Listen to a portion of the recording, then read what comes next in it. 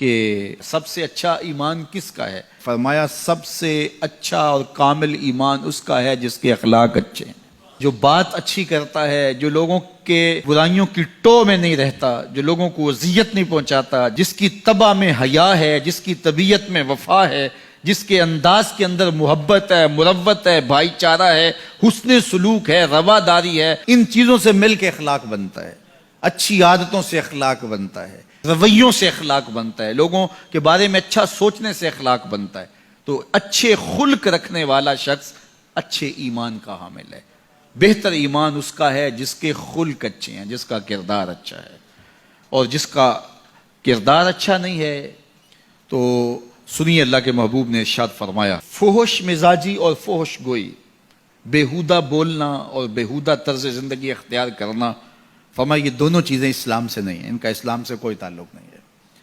اسلام تو لطیف دین ہے، اسلام تو خوبصورت دین ہے، اسلام تو دین محبت ہے۔ فرمایا تم میں سے سب سے اچھا اسلام اس کا ہے جس کے خلق اچھے ہیں۔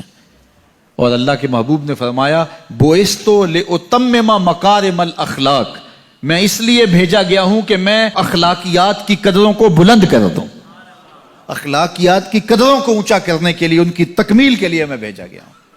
اور اللہ کے محبوب کے اخلاق ایسے ہیں کہ خود میرا رب کہتا ہے انک لعلی خلق عظیم، محبوب تیرے خلق عظیم ہیں۔ تو جس کے خلق کو میرے رب نے بھی عظیم کہا، وہ خلق کتنے عظیم ہوں گے۔ اللہ اکبر۔ حضرت سیدنا انس بن مالک رضی اللہ تعالیٰ عنہ فرماتے ہیں 10 سال میں نے حضور کی خدمت کی ہے، اور 10 سال میں ایک بار بھی ایسا نہیں ہوا کہ میرے حضور نے مجھے جھڑکا ہو۔ کیا محبت تھی، کیا پیار تھا، کیا خلق تھا۔ خلق اودے نے مولئی دنیا، خلق اودے نے مولئی دنیا، کوئی ورلائی جان بچاوے، آزم ایڈا سونا ماہی سانو کدرے نظر نہ۔ کچھ ان کے خلق نے، کچھ ان کے کردار نے کر لی، مسخر ساری دنیا شہ ابرار نے کر لی۔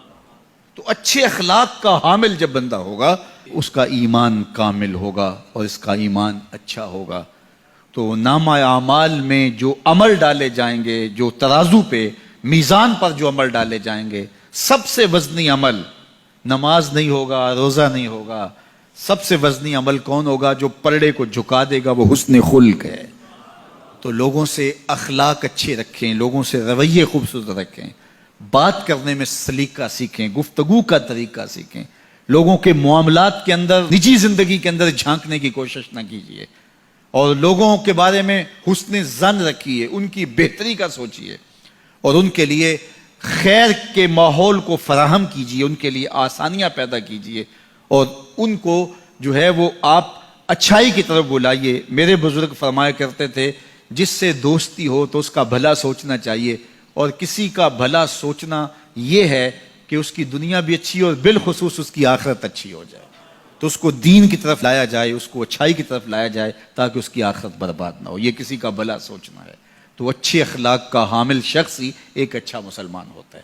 صوم و صلات سے کوئی شخص نہیں پہچانا جاتا، یہ تو اس کا ذاتی معاملہ ہے۔ کسی شخص کی پہچان اس کے اخلاق سے ہے۔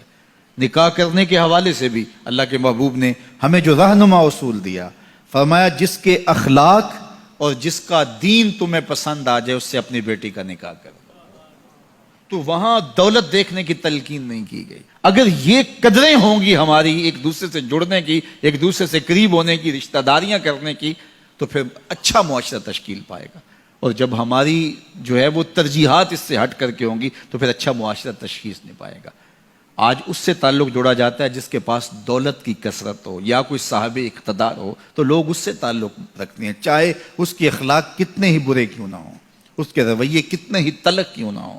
جو اچھے خلق کا حامل ہے اس کی قربت اختیار کرو، تمہیں زندگی اور آخرت کا نور نصیب ہوگا۔